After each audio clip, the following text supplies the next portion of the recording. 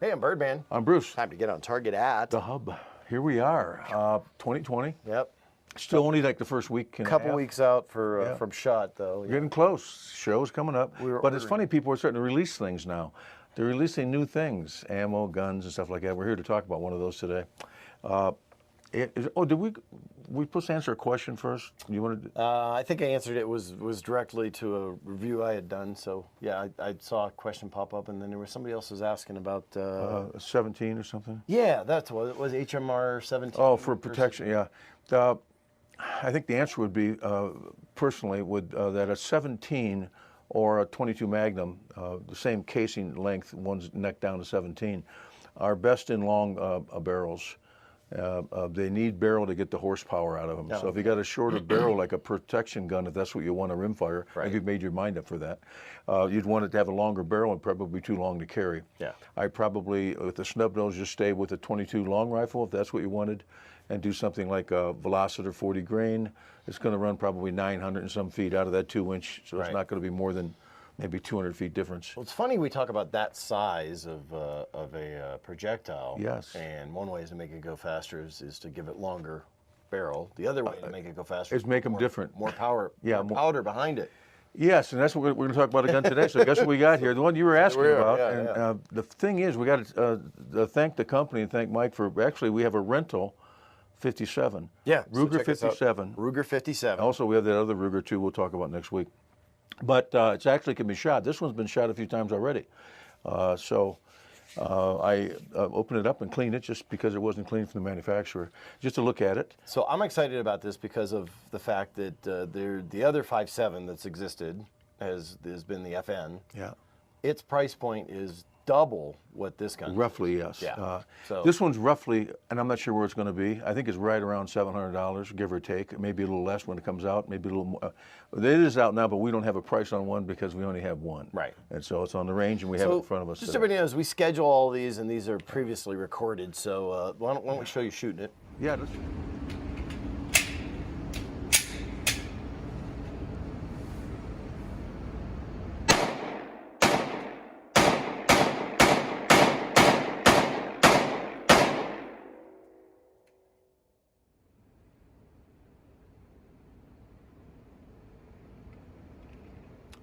Okay. Okay. So a little jump. I wasn't quite used to this grip, so but it's very controllable because these have very little pressure. Let's talk about this round for a second, and then we'll get into the gun, because everybody wonders. They think it's great. I mean, it's got all this horsepower in it. Right. And yes, it does, and yes, it doesn't at the same time. No, Yes, it does, and yes, no, it does, and no, yes, it it doesn't. Okay. I don't Whatever.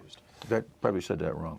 But anyway, getting back to this round, it's we're talking about pressure, even though it doesn't recoil much because the bullet's light. It has a lot of pressure, roughly 50,000 PSI. Ooh. Now compare that to a 40 cal, which we all think has a little bit of jump to it. It runs around 36,000.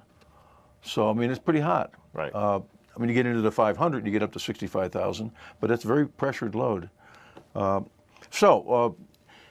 interesting about it, and there's different niches. So for the last, it's been almost 20 years now. Right. I think it's been out. I think the handgun's been out 20 years. I think I've had one or two of them over the last 12 or 13 years. But the actual rifle, the P90, which was what it was designed for, which is a little compact 50-round deal with a short barrel, full auto select fire, we can't get. Right. But that came out, I think, about 7 or 8 years before. So they've been out for a long time. Okay. Now, but there's only been one manufacturer, and that's FN. Right. Now, not to downplay FN, because all the stuff they make is military grade. The FN 5.7, which sells for twice this, has a hammer forged barrels, chrome lined. I mean, everything's designed for ever. And it's worth the extra money. It's not like, they need to I make it think cheaper. by only having one company making the gun, making the handgun, that it's kept these prices up high. Now, we talk about the prices. We'll get into that real quick on the ammo. Okay. It's still running darn close to $30 a box, Wow. roughly. Now, that's roughly double what we sell target ammo for a 45 for right now. 45 ammo is $14.95. 9 mil is $8.95 for 50. So it's up there. Now, when we first started shooting a lot of 10, it was at $30 a box. Yeah. And now it's down to $14.95. So it came down a lot. So now I understand that Spears making their gold dot version in this. Oh, cool. And it's all coming out within that. Probably going to talk about it at the show. And that's probably because a couple more, there are more options. So now all of a sudden, you're So see people, more so when it was $1,300 or $1,400 for that, it was a very niche. But, and I'm going to give you the niche, the personal protection niche for myself, and it's probably because I'm an adult now. We start talking about weight, and I know the first thing you're going to say is, "Why don't I just lose 2 or 3 pounds, and then it would be easier to carry stuff." But there's an industry in weight saving. Yeah. There is in bicycles, there is on motorcycles, camping gear, backpacking gear. Yeah. You know, you're weighing your pack. How low can you get your pack? Because it's all ounces become pounds after you carry them for a while. And so that's where this one hit me. Now, what I brought here is my personal one. I'll just kind of set it right here. And this is the reason I have it. I was going to have you see it. Show it over here. Now, our rule of the store is that we can't take guns out of holsters or pockets. They have to be in a holster of some kind. Yep. Because they're basically loaded. Now, this is an FN 5.7. Now we're going to shoot this against this other one. I think we'll try to do it if we can do it before the show. I don't know. Maybe. If we can, Right. just because it's time to do it. Now, why we didn't do it today? We just got everything going. We don't have enough time. But the reason I have this, just the way you look at it here, I wanted a lightweight gun that's capable of shooting 100 yards with low recoil, and the ammo doesn't weigh anything. So if you take a look at this, I just want you to hold that in your hand. That is 60 rounds of ammo. 60. A Galco vertical holster and an FN 5.7. Crazy. Now, as of right now, I still don't have the. I'm going to bring a scale and weigh these. Okay. Supposedly, there's a quarter-pound difference. Okay, between these. I think the biggest advantage is that ammo doesn't weigh anything. If you shoot 5.56 someplace in an AR, you notice that's pretty lightweight for 50 of them. And you compare that to a 45. I would venture to say we'll weigh a 45, 50. I bet you we're not bad for. So the reason for this is weight, and that's why we're so excited about that for 2 reasons. So talk about this price. gun a little bit in the aspect of how it fired, how it operates, and you found one quirk with it. Yeah, just one. This is the new point of the gun now. We've made this an ABC kind of a thing, Right. And then we've made certain categories much more important, and that's going to be history, because these are mostly defensive guns, and this would be considered a personal defensive gun, Right. And you hear arguments like, well, the 9mm has more power close by. Yes, it does. It doesn't shoot quite as flat. It's a lot heavier. So it depends on what you want it for. This is a niche. I would say this is a small niche, but now with the ammo going down in price and more of these guns coming out, supposedly somebody else is bringing one out too. So it's going to start this whole thing. Now, just quickly about the gun. The gun is actually a single action hammer gun. Okay. Same thing with the 5, so I'm kind of comparing them. Same thing. Single action trigger. This one has the safeties, if we look at these here, the 1911 type safeties. Okay, we already cleared this out, the mag's out. Right here. So Kind of put it there, you'll see there's a safety here. Now, it sticks out just a little bit for me. Right. But go ahead and move your finger out of the way so yeah, you can see you can see it? Okay. Yeah, so, and then it just, and it's ambidextrous, so it works on both sides. Yeah, and it's not that bad. I think it's, especially for people that have shot a 1911 before, because you're just used to, picking it up and dropping it. Okay, it's got a nice trigger. If anything, it's maybe slightly better than the other trigger, but I think the trigger's nice. Now people are going to say, well, it's got a little creep, and trying to compare it to some expensive 1911s. But I'm not sure what's going to happen when this gun is shot for a few hundred times. Yeah. But I think the trigger is more than sufficient. That's Yeah, just the me. reset is really, really light. Yeah, There's a reset. It's not the big, huge click like some people, but I noticed the reset. It's there and it's distinctive. You just gotta work with it a couple times and you for feel more defensive guns. I'm not sure many people that are shooting reset for that unless they're in competition. Yeah. Because then you can't shoot revolvers, you can't do anything without letting it go. So me being an adult, I didn't have a problem. I thought the trigger was very nice. I did notice that it's nicer than a the striker. ejector is up on the. It's not flat like almost everything else I've seen before, and I don't know where it is on the FM because I probably just didn't pay attention. We're but gonna I take it noticed out, here, sitting in a studio as we're looking at it, that it sits up on an angle almost. No, it's a.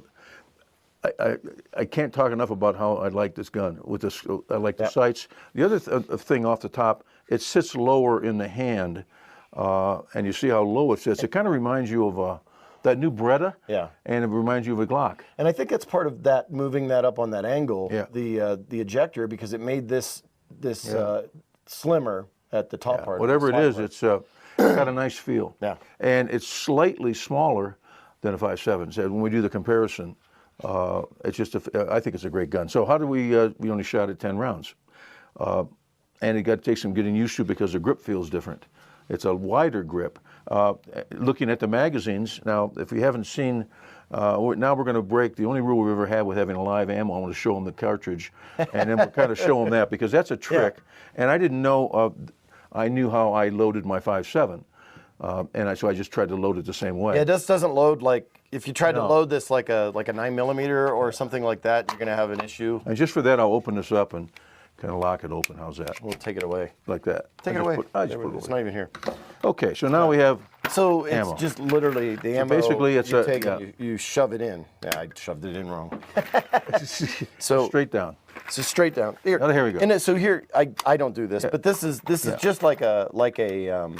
AR-15. Yeah, you just. And if you want to take them out, you're better off doing it. If you try to shove it this way, you're going to kill yourself. And if you got a pen, then you can just kind of run them out, empty them out like that. So basically, the key to this is, if anybody, in fact, most of the people out there probably have an AR or shot ARs, and they just put it right here and put this down straight. The key is not pushing it over the back when you get used to doing it after a while. My least favorite magazine is a VP9. Yeah. That one I don't like. So anyway, I think the 9 mags are much more difficult to load. That's just me. But if you look at the cartridge, it looks like a little mini AR round. So people try to compare it to 22. Yeah. And only way you could compare it to a 22 mag would be a 22 mag rifle, right, which has a little bit more speed out of it. But you can't compare the fact that this is center fire. Okay. Yep. And it's also a bottleneck, which makes it a little more reliable. The bottleneck and the center fire. So excellent. So that's the only little thing. Over here. And when I took it apart, it was just a little tricky. I had to actually, believe it or not, read the directions. Yeah. It took me about a minute. I mean, now that I know You read the directions? Because I wanted to make sure it was clean before we shot it, because it's being new. And when I read the directions, I saw something in there about this magazine. It recommends you push them straight down, which we already knew. It was going to be like that with that cartridge. Directions. Nobody reads. Yeah, we don't want to do that. So let's score it real quick. Category representation, an A. It's manufacturer history. Ruger's got a real good history.